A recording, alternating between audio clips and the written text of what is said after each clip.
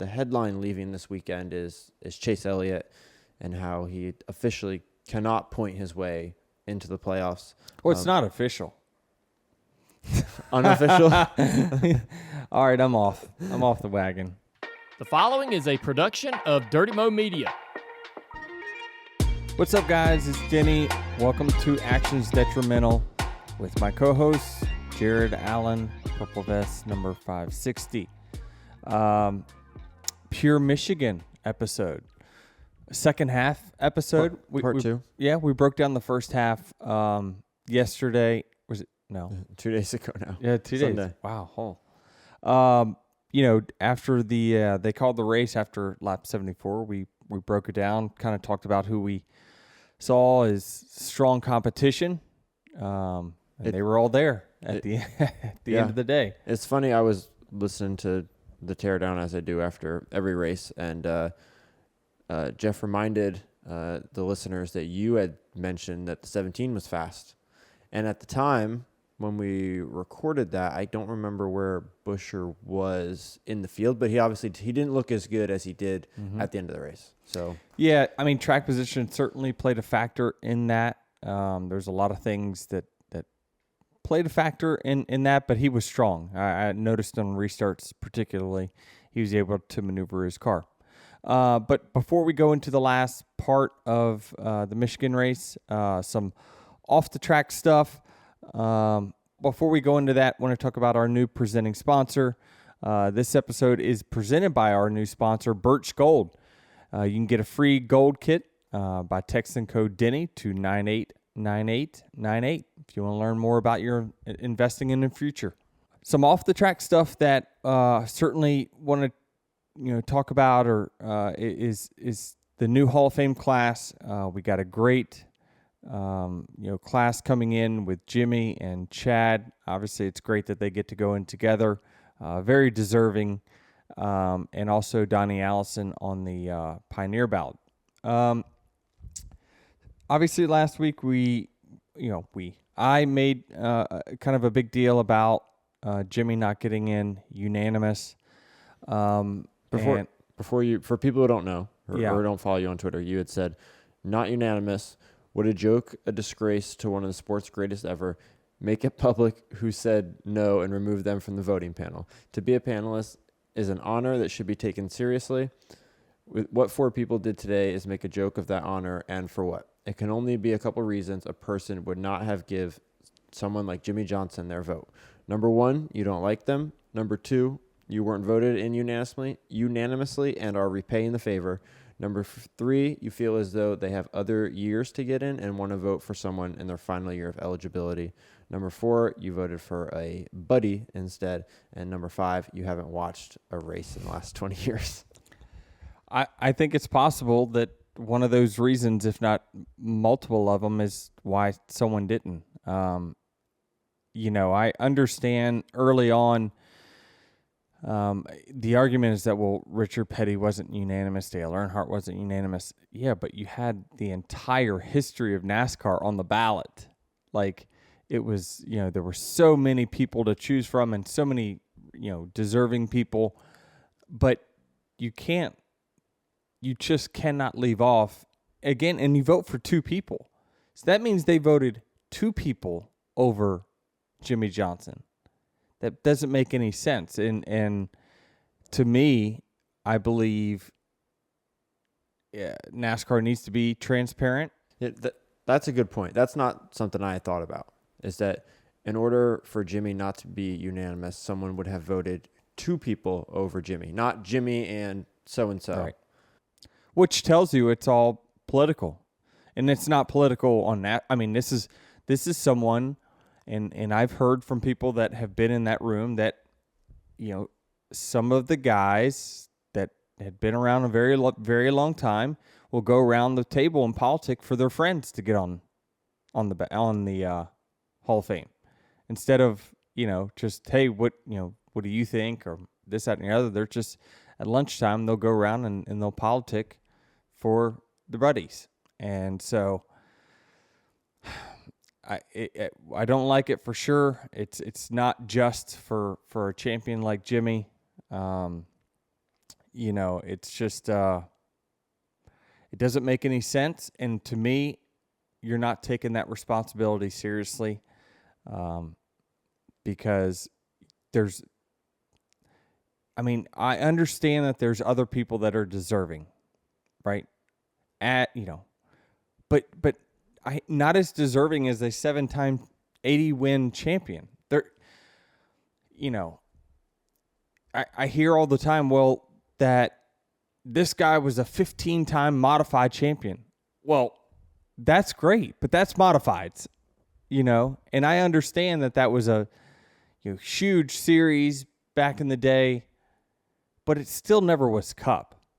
And, if Jimmy Johnson ran modifieds, he'd have 30 championships probably. So I don't know. I can't make sense of it other than someone's just being very petty. Do you have an issue with the eligibility?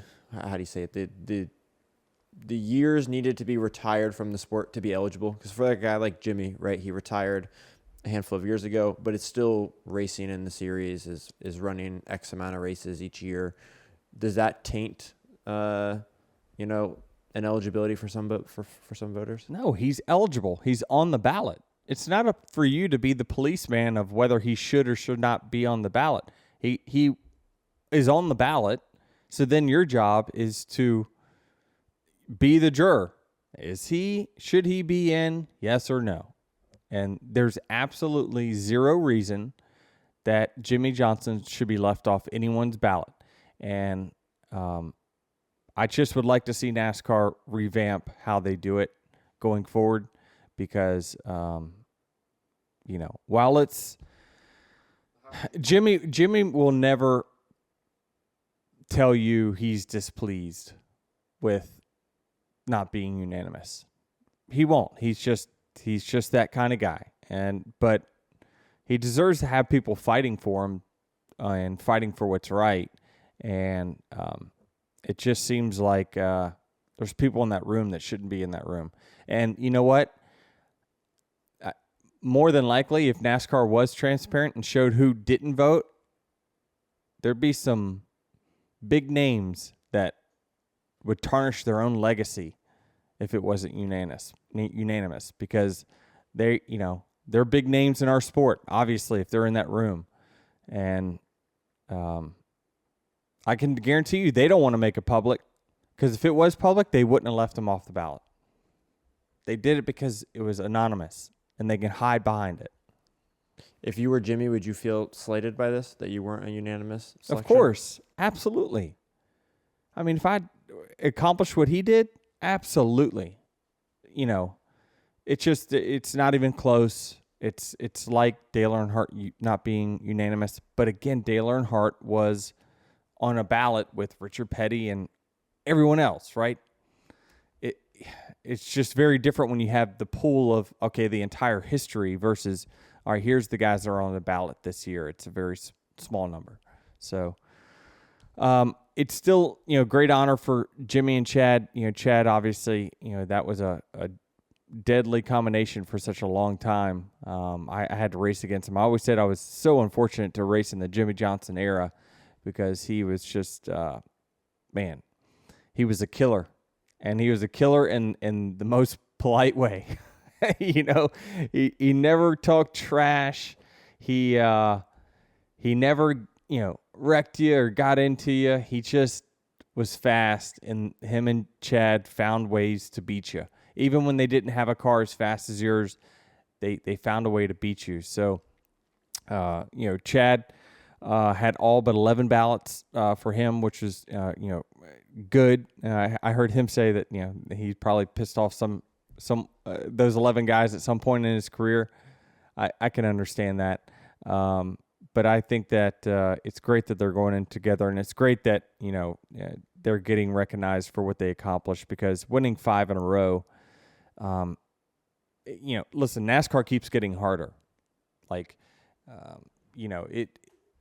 what they accomplished, 80 wins in the era in which they did it, is just unbelievable. winning 5 championships with different cars, different formats, all that. They were tough.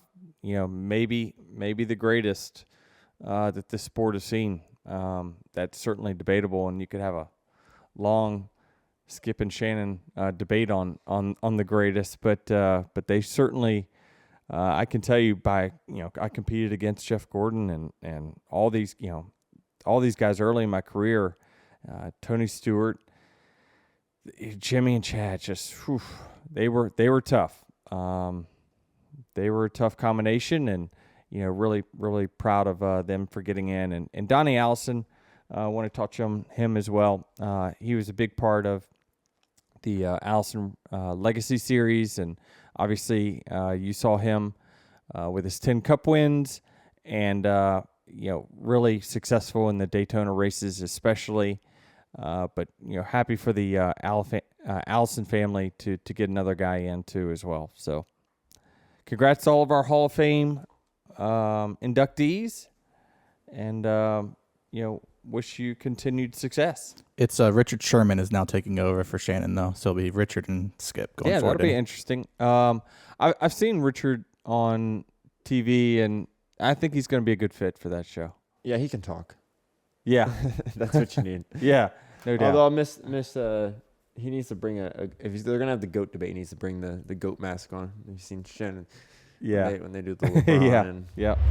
We know retirement might not be at the top of your mind right now, and you got a lot of things that you got to do, and it might be pushed down on your to-do list. But our new sponsor, Birch Gold, makes it really simple for you to get educated in a good way to diversify, and that's considering precious metals. It costs nothing to get educated, and there's no obligation. Let's get more into the specifics on how our sponsor, Birch Gold Group, can help you protect and diversify your retirement savings with physical precious metals. Because precious metals are real, tangible assets, their performance doesn't follow general economic trends lock and step.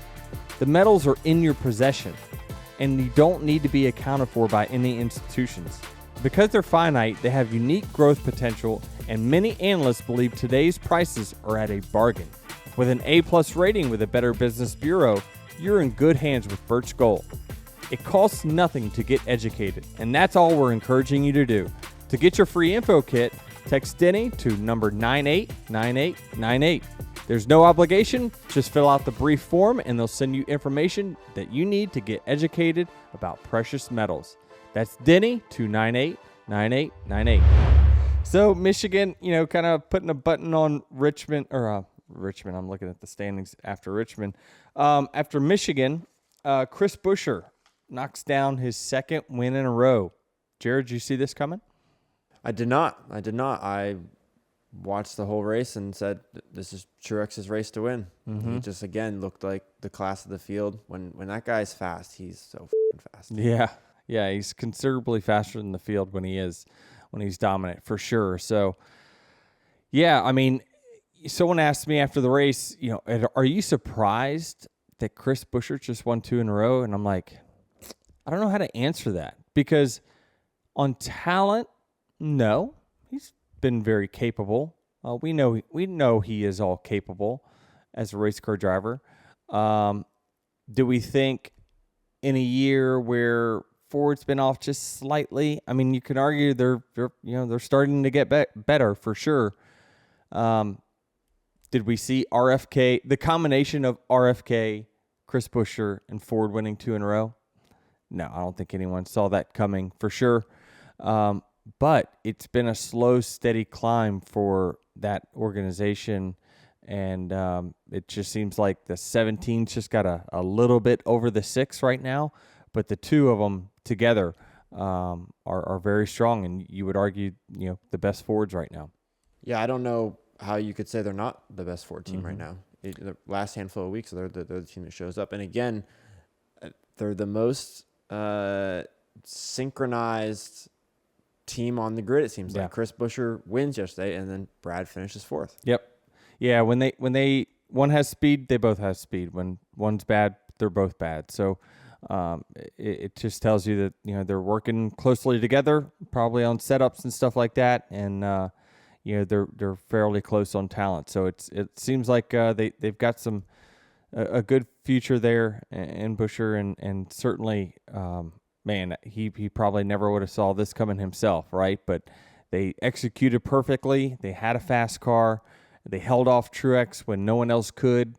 There's a lot to say about that. And they executed. I mean, they just flat out executed. And even though they didn't have a very good final pit stop, I mean, you saw the 45 leapfrog them, but the 45 came back in because he had a tire falling off again.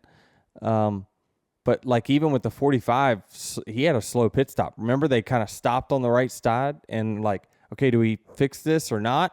And then he still comes out ahead of the 17. It's like, oh man, that's even more of a crushing blow to the 45. It's like, you had time to fix it, and sheesh. That's a head scratcher for sure for those guys. They did it again. It's basically the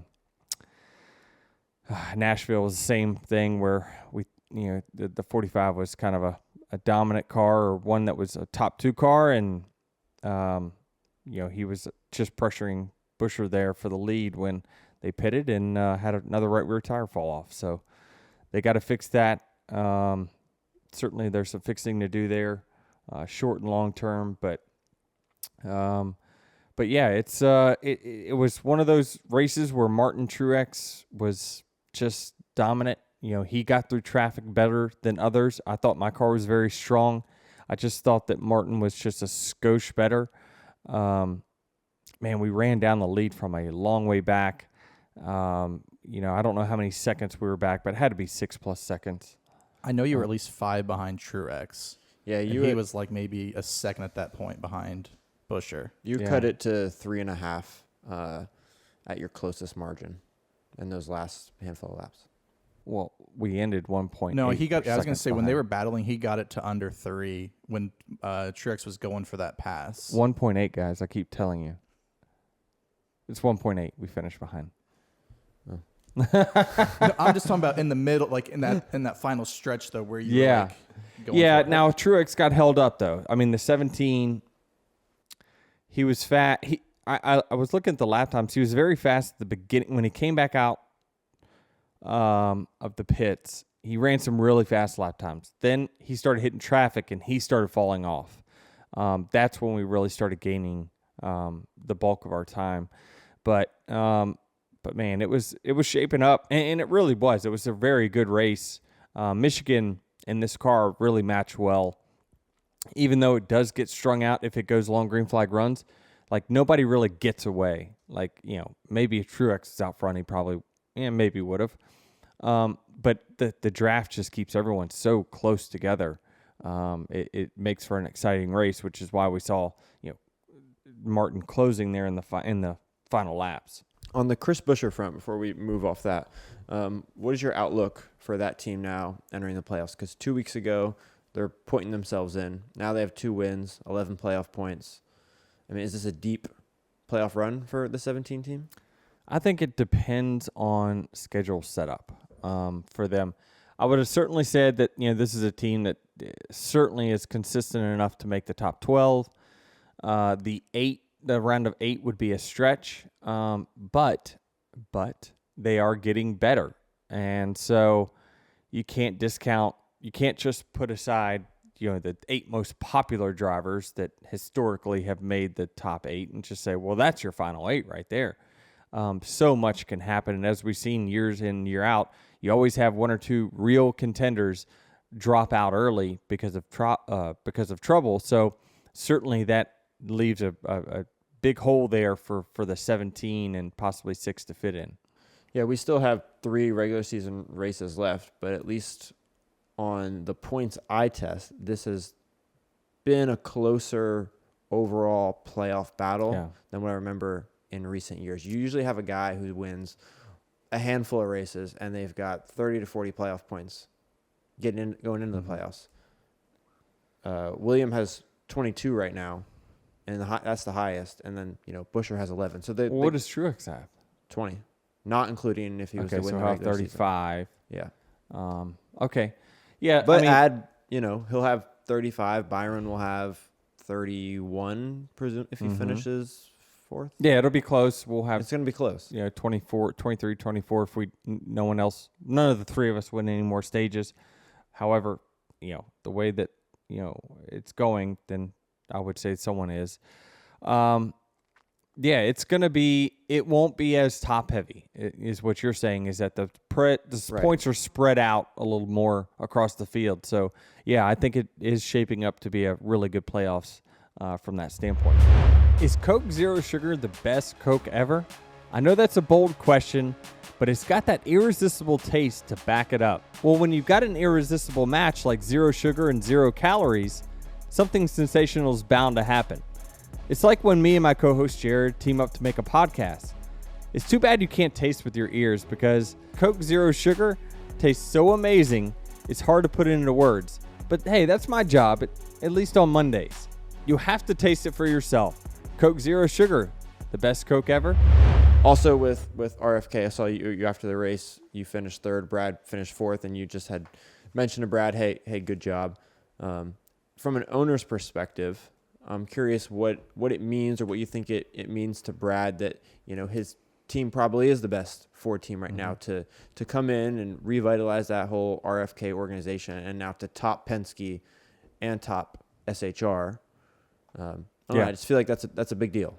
It is, and it's one of those things where I understand the feeling. When he gets out of that car, I know exactly what he's feeling. Now, the only difference is he's driving for the team that he's a part owner of, where I, on Sunday, directly compete against the team that me and Michael own. So I think that I understand the conflicting probably feelings he has in the inside of, damn, the car I just am driving won.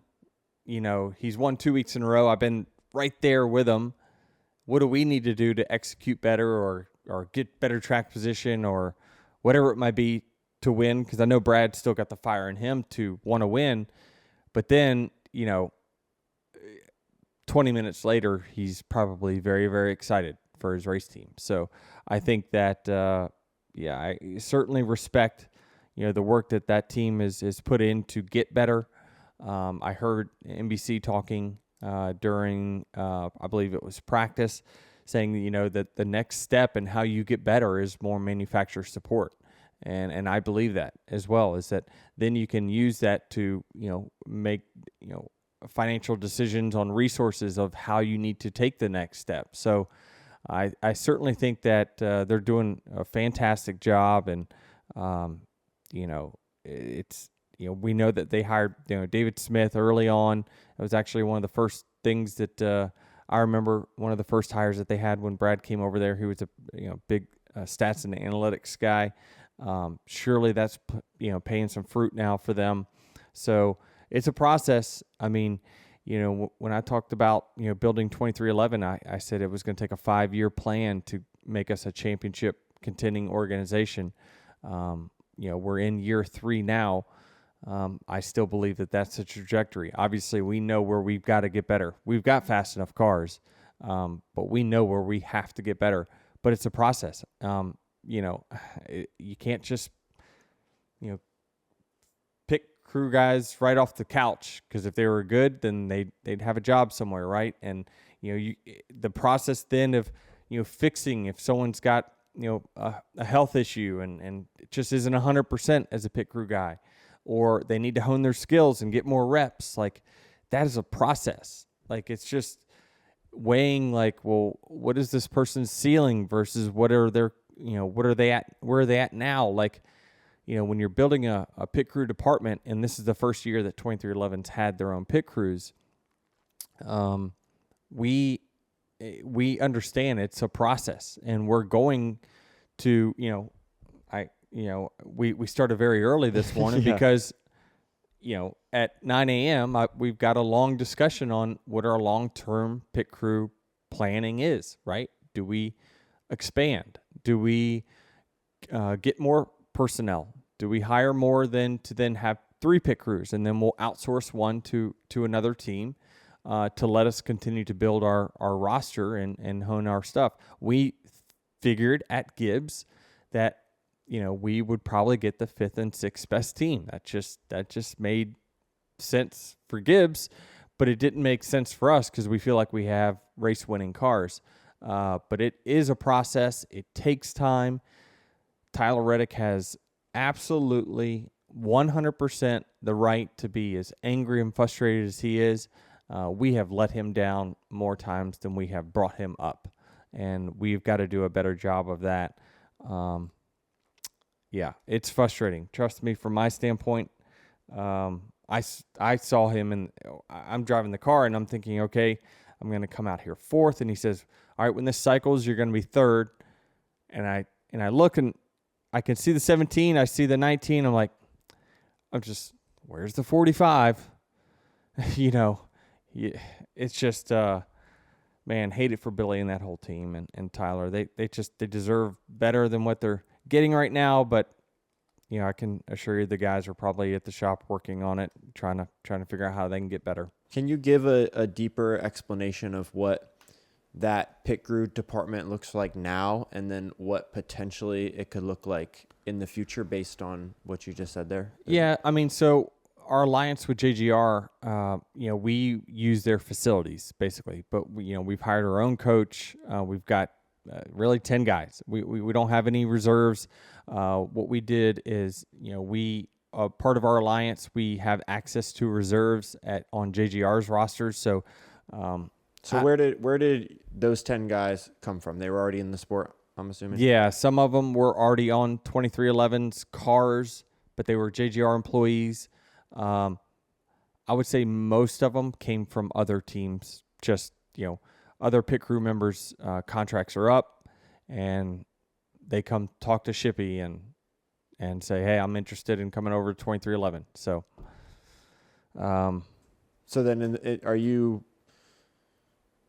And then we take and we have all the information to, try these guys out, or, look at their history and say, is this somebody we want to hire or not? And so, again, it's a huge expense for 2311 to then, hire another pit crew that is not for one of our cars, but it's like, is the investment worth it? It seems like it needs to be at this point. Is there a major learning curve for new pit crew members coming into the sport? Like, say you found some kid out of Arizona State who's just a hell of a football player, right? And they didn't get drafted. Is there, what is the learning curve for a new athlete coming into NASCAR? Man, this is probably a better question for the JGR coaches. I'm not really sure how long it takes them to take someone that is completely raw, never done a pit stop before, but is a hell of an athlete, to making it to Cup. My guess is it's got to be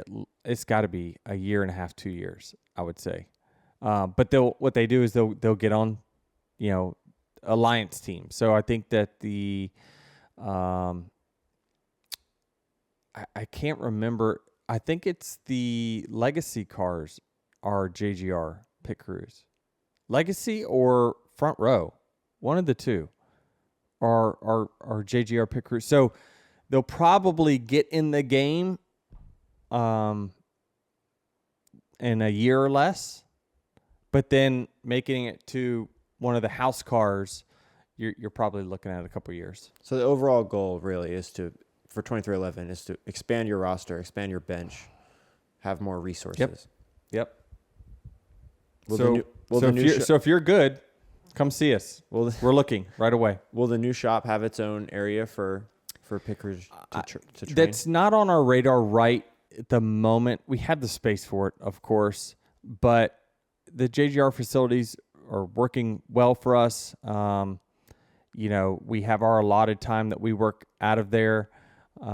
It works well for us. I think it's a good partnership we have with JGR. And, again, why would I just think about the resources, right? Should I go spend $1 million or $2 on, pit crew facilities to practice at in-house, or, build the same thing that JGR has 2 miles down the road? Or should I just take that money and resource it somewhere else? To me, as long as JGR continues us to have a alliance with JGR, it seems like it makes sense for us, our guys, just to go 2 miles down the road and do it. We had some major movement down at the playoff bubble and the cut line. I think the headline leaving this weekend is Chase Elliott and how he officially cannot point his way into the playoffs. Well, it's not official. Unofficial? All right, I'm off the wagon. Yeah, he's not going to make it unless he wins, which he very well can win. We've mentioned it before, but Chase on points is out. It's done. It's not a talking point anymore. And he'll tell you, I mean, you could tell he's over it. He is so over it. His interviews, he's short and he doesn't want to talk about it. He's sick of talking about it. And he's like, I told you all from the very beginning I had to win, and nothing's changed. Yeah. I think deep down inside, he probably thought he could point his way in. I believed he could point his way in, but it was going to take, a Herculean effort of not wrecking, not having any bad weeks. His good weeks weren't good enough to allow him to have a week like this. You know what I mean? He wasn't top three, finish top 5. He was finishing the back half of the top 10 or, maybe sometimes top 5 in a stage and finish 12th. Like, that just wasn't enough to allow him to have, the wreck that he had this week. Yeah, well, the opportunity was there with the way the 34 team ran. Oh, the door was wide open. Yep. And some guys took that. Ty Gibbs being one of them, Daniel Suarez too. Both those guys now. Ty Gibbs took over the 16th spot. Michael McDowell is now 3 points out, and Daniel Suarez is 5 points out. Yeah, I mean, we're going to have a heck of a finish to the regular season here for that playoff spot. Again, if there's not a new winner. If it is, then it moves to Bubba, and he's 55 ahead of Gibbs. So I think that this was the weekend that Suarez needed, no question. The stage points really helped him this week, and he finished in the top 6 or 7, I believe it was. I think so. Certainly in the top 10. And then Gibbs had, again, stage points with the pits, with the yellows that we had. It jumbled up the field so much. It really gave the opportunity to the people that needed stage points to continue to just stay out and sell out for stage points on Sunday. I kind of wish we did as the 11 car, that we just got stage points and then, left me in a position where, I wouldn't have restarted that much different, I don't think. But yeah, it's just one of those things where I think it's always hindsight's 20/20, but you just never know when cautions are going to fall, and trying to plan on a caution and make, knowing you're short on gas is just very hard. But for Gibbs, McDowell, Bubba, Suarez, they don't care. If they'll just come pit early. Like they're conceding, okay, we're not good enough to win, so we just want to go out here and get all the stage points we can, and we'll make up where finish we can at the end. Now, in Bubba's instance, he finished 18th. He certainly should have finished better than 8th. He should be able to come through the field better than that, but it looked like, I read his debrief this morning. He was super loose, and obviously when he got in traffic, he couldn't go anywhere the last part of the race. Well, hindsight's always 20/20. Bubba did have a good points day, he right? did. But he was a car earlier in the race that showed glimpses of winning speed. That's what befuddled me of when I saw the finishing position of the 23. I'm like, wait a minute, their car was way faster than that. I don't know, just lost the handle, I guess. But they faded. But strategy wise, they stayed out to get the stage points in stage 2. Yeah. They had to. They're trying to build a buffer here. Right. How I'm saying, though, is you finish 4th in stage 2, and then you finish 18th at the end of the race. Could you have set yourself up to finish 5th in the race and give up those stage 2 stage points because you had race? Well, they were probably thinking that, because he had started that deep before and drove back up to the top 10 easily, that they should be able to do that again, and they should have been able to do that again. So they didn't either keep up with the track or something. But Richmond and Michigan, they faded. Just bled at the end of the race spots. So need to figure that one out for sure, because when you got a fast car, you typically got a fast car for the whole race. But plus 58 is still, you're holding serve, like you're doing what you got to do, and you control your destiny. Yeah, and we mentioned weeks and weeks ago that like it's whoever gets the most stage points is going to get in. That's the person that's going to get in. It's not going to be the finishing person. It's the stage person that's going to get in. And right now, that's where the 23 team is killing it over everyone else. They're driving to the front at the beginning of the race, getting stage points, while these other guys are, McDowell. If you were listening to Dirty Modo, they mentioned McDowell's never finished better than 20th at Michigan. There's various reasons that happens, and this week he had damage, and finished 24th, I believe. But that team in general, I don't know if you can use a whole lot of past precedents with Michael McDowell and the 34 team, because this year they're outperforming all of their past performances. It's very similar to Ricky Stenhouse. Now, Ricky, not this week, but for most weeks, he's outperforming any of the historical data that you might be able to throw at him. So I still think, now that I'm hopping off the chase train. I'm officially off. I'm sorry. He might win a race and get in. 2 road courses and a super speedway. It's going to be a dogfight. It's going to be so close. And it's setting up to where the fastest guys on the road course are below the cut line. Super speedway, you would give the edge to McDowell. Super speedway.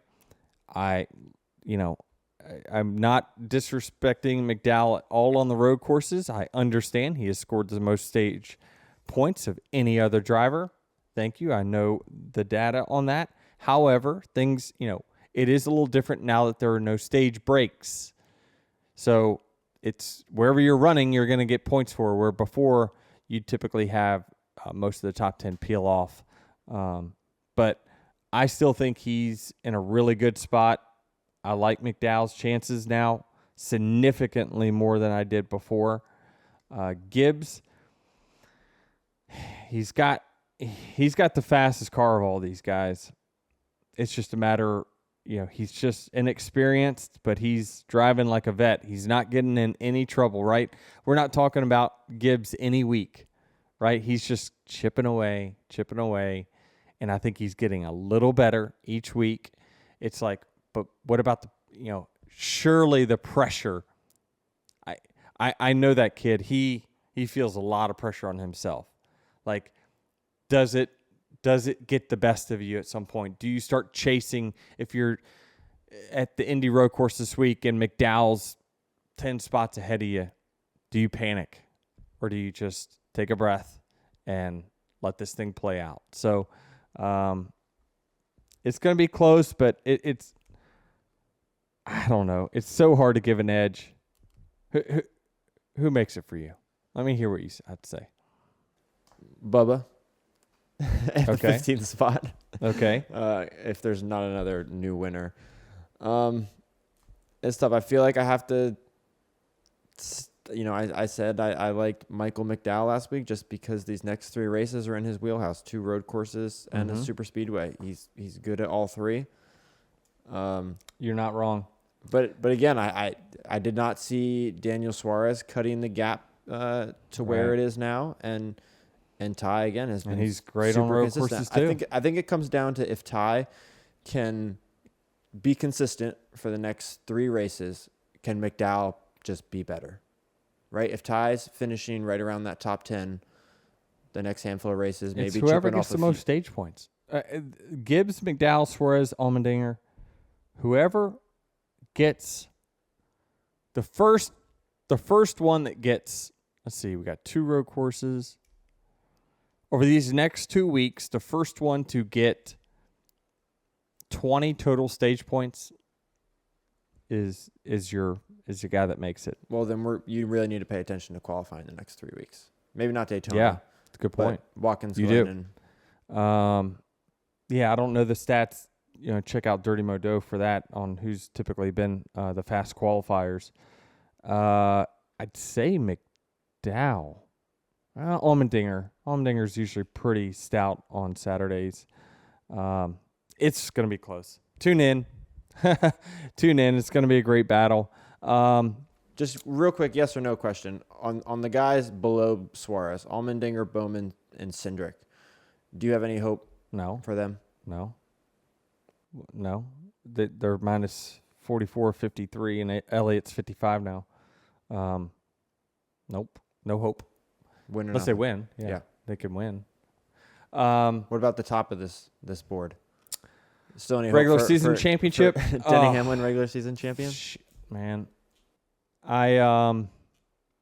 We're 57 back. It's a 2-horse race.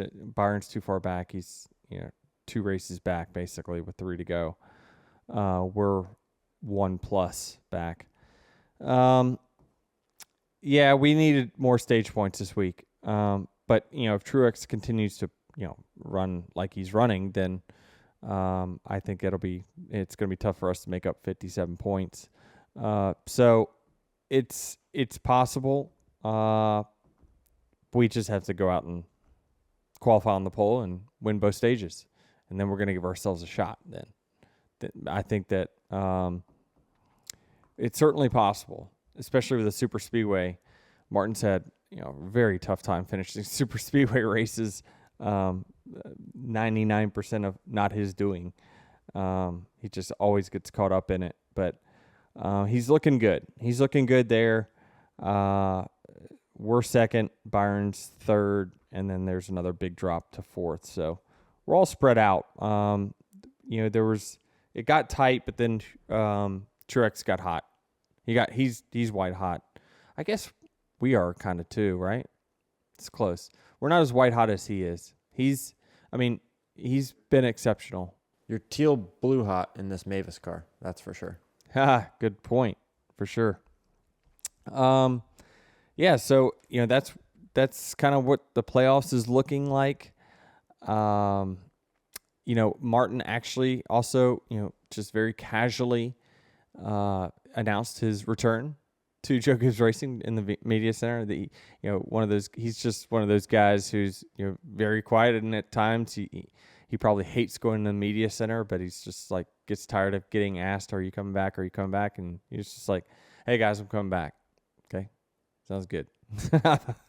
So it's he's returning, which is great for the organization, and I know Joe and all of us we love to have Martin back because he's such a valuable asset to our race team. But I'll tell you, I think that we're shaping up for a great regular season. We got 3 races left, 2 road courses, 1 super speedway. Do we have a surprise winner in those 3 races that is not in the currently here? Well, if you're going to see one, you're going to see it at these 3 types of tracks. No, you're not. You're not going to see it in the next 2. Why? Indy Road Course is a crapshoot as much as any race. No, it is not. Especially now that they moved the restart zone. We haven't seen it based. I can just tell you my professional opinion of this is that they moved the restart zone where the restarts are not going to be demolition cars. Joey's not dive bombing the field this year. That's what you're saying? Well, he ain't going to be able to pull the shit he pulled last year. That's for sure. Ross ain't cutting the corner. He still, he said during our driver's meeting, he's like, it's still a better option to go there and park and then take off versus getting wrecked if you go into turn 1. I just don't think we're going to be jammed up quite as much as we were, which is a better change. NASCAR moving that to make it not calamity corners, certainly a better idea because it was a show last year. A few off-track things before we wrap this pod up. I got a very random email late last night from a Josh P. Let me pull it up here on my computer so I can read it properly. Well, one of the things too, we had the return of Shane Van Gisbergen, right? And we talked about off the record, like what what are our expectations for him in his first asphalt oval at IRP? I will set the over-under, and this is an entire guess, of his finishing position in the truck race. Thinking about the trucks. Trucks are tougher, man. Trucks are tough. I'll set his finishing position at 15.5. I would have said 14.5. Really? Yeah, I was about to jump in and say 14.5. Okay. And then how about let's do an over-under for finishing position on the Cup race? 9.5. 9.5. I'm going to say 7.5. 7.5 for me. Put it on record. 9.5 for Jared on the Cup. And 15.5 for the trucks for me. 14.5 for the trucks for Jared. Yeah. Top 10 in the Cup race just sounds good for me. I don't care if it's 7th or 9th. Yeah. He's going to be fast. He knows how to road race, obviously. But will he have the big advantage of the street race? Probably not. The conditions between wet and dry kind of played a big factor as well. So we'll see how it all turns out. I think he's still going to perform well. Kamui Kobayashi is going to be running our third entry at 2311 this week. Excited to see what he can do. I heard he's been doing well in the simulator. He did well during the test. They went to VIR and let him run some laps there. And Tyler thought he was extremely fast there as well. So we'll see how he does. Yeah.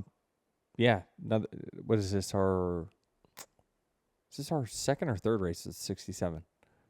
I'm not really sure. Pastrana. And that's it, right? Yeah, that's it. So second time. So we're excited about that. Eric Phillips will be on the box for him. And, we're excited. He's here all week, and he's ready to get on the racetrack. So, Jensen Button is also returning, right? I believe to the Indy Road Course. So we've got a lot of ringers. Yeah, a lot of ringers. Yeah, you definitely, certainly some very talented road course racers. I don't know you would call them ringers. I thought that's what a ringer meant. Talented road course guy. You're probably right. You're probably right on that. The history for years and years and years up until Shane won was that they just didn't win. But gosh, who knows what to expect now, right? It's anything can happen, especially they qualify up front. SVG will also be a guest on the Dale Jr. Down Low this week, which is now just what awesome. I'm calling him from here on out. SVG. I'm tired of getting chirped on Twitter. I'm pronouncing his name wrong all the time. I understand. Because you said Gisbergen or Ginsenbergen. I said it a million different ways. It's Gisbergen. Yeah. I got it now. A couple boos and Jared's already pulling back. Come on, Jared. SVG. Hey, you got to get more haters. Haters are just admirers that have lost their way. That's all it is. Learning from the best. All right. Well, so this email came in late last night from a Josh P. He says, "Were you the photographer that Denny was kicking water on before the race at MIS?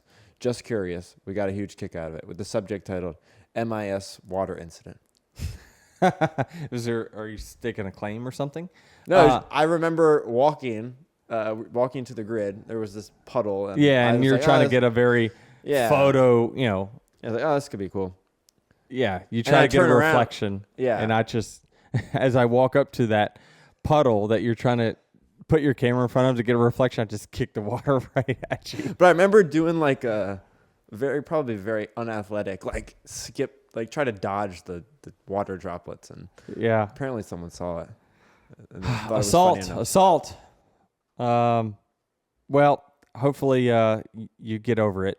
I'm over it. I was hoping you would get the droplets coming towards the lens. I thought that would be cool, but now I know if I'm taking a picture in a water puddle, just hang out there a little longer, and you just have to take it to the face. I will happily take it if you do that. All right. Never expected that before. All right. Well, we'll see how Indy Road Course goes. I'm excited for it. Hopefully get our third pole in a row on a road course. Who saw that coming? Who had it on their bingo card? Nobody. Our performance has been getting better on road courses. I told you it's going to be a process, but we are getting better. So I'm excited to go and see if we can't get another win. We really want 5 more playoff points before we get this playoff going. But either way, we're going to have more than what we had last year for sure. So tune in next week, and we'll see you.